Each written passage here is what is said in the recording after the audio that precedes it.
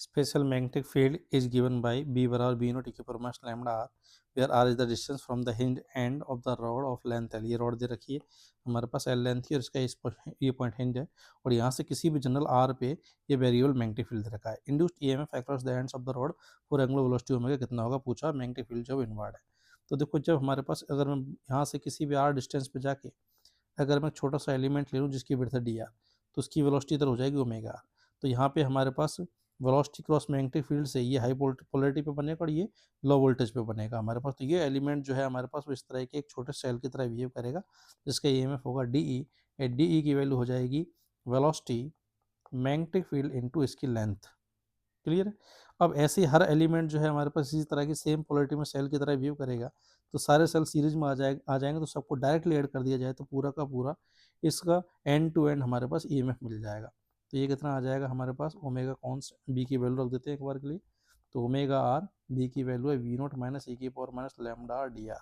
तो यहाँ से ओमेगा बी नोट तो कॉमन आ गया, बाहर आ गया, आर ई की पावर माइनस लैम्डा आर बच गया इंटीग्रेशन में 0 से एल। क्लियर। अब इसका इंटीग्रेशन कैसे करो, दो फंक्शन यहाँ पे मल्टीप्लाई में है, तो यहाँ पे अपन इंटीग्रेशन बाई पार्ट काम में लेते हैं, जो कि क्या होता है कि अगर अपन को u और v का इंटीग्रेशन अगर करना है तो क्या करते हैं अपन, पहले u को एज रखिए, v का इंटीग्रेशन कर दीजिए और फिर लिमिट लगा दीजिए, माइनस इस पूरे पर लिमिट लगानी ना, माइनस पहले तो v का इंटीग्रेशन कीजिए, u का डिफरेंशिएशन कीजिए, तो जो भी आया उसका होल इंटीग्रेशन करना, ये है हमारे पास इंटीग्रेशन बाई पार्ट। तो ऐसे में अपन r को तो मैं u मान लेता हूँ और इस एक्सपोनेंशियल टर्म को मैं v मान लेता हूँ। तो ज़रा सॉल्व करते हैं इसको। तो यहाँ पे पहले u तो एज रखना है, और v का इंटीग्रेशन क्या हो जाएगा, e की पावर माइनस लैम्डा आर का इंटीग्रेशन हो जाएगा ये लिमिट 0 से l माइनस, अब यहाँ u का डिफरेंशिएशन, r का डिफरेंशिएशन तो 1 हो गया, v का इंटीग्रेशन ये बन जाएगा e की power minus lambda R upon में माइनस लैम्डा, फिर जो भी आया उसका पूरे का r के रेस्पेक्ट में इंटीग्रेशन करना है अपन को। क्लियर।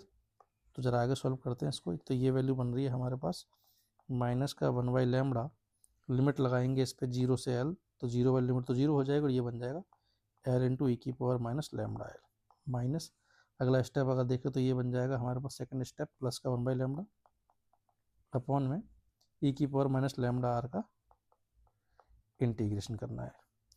तो ये बन गया minus 1 by lambda l into e की पावर माइनस लैम्डा एल, और बाकी साथ में बाहर तो चल ही रहा है B omega into V naught, तो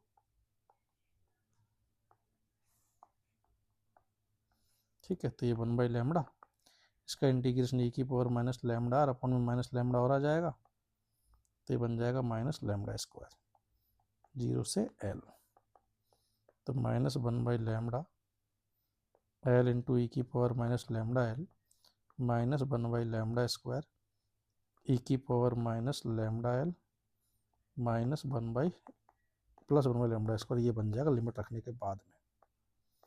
तो ओवरऑल ये आ रहा है हमारे पास। एक बार इसके ऑप्शन अगर अपन देखें तो इसको डिक्रीजिंग पावर में इसको अरेंज कर लेते तो ये बन जाएगा ओमेगा इंटू वी नोट, ठीक है,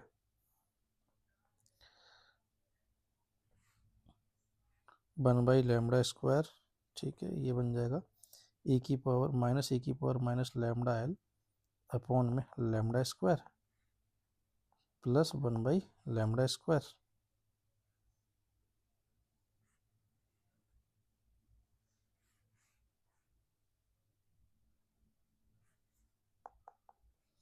माइनस एल इंटू ई की power minus lambda l into lambda. ये ईएमएफ आ रहा है। अभी कौन सा ऑप्शन हो रहा है देखो ज़रा।